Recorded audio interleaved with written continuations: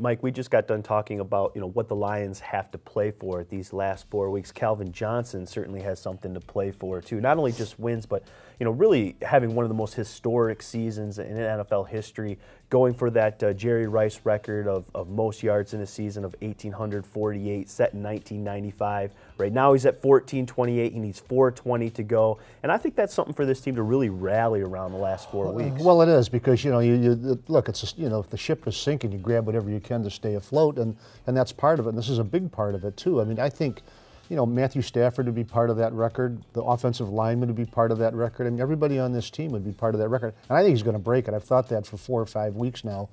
And in fact, even going into the season, kind of in the back of my mind. In fact, I wrote this: will Calvin Johnson get 2,000 yards? Well, I think he will. And at least the 1848 anyway.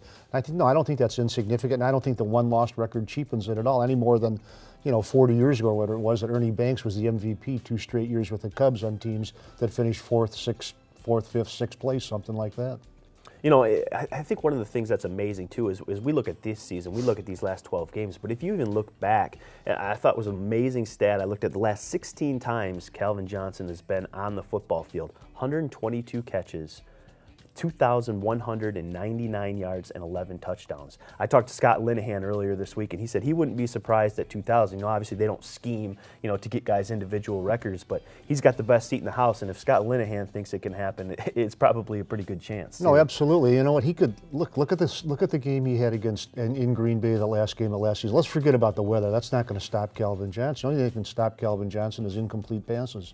There's no, look, you can put 5 guys on him, okay, but if you just play football, nobody can stop him. Calvin Johnson needs just to average 105 yards these last 4 games to get to the record. And 105.25 to break it.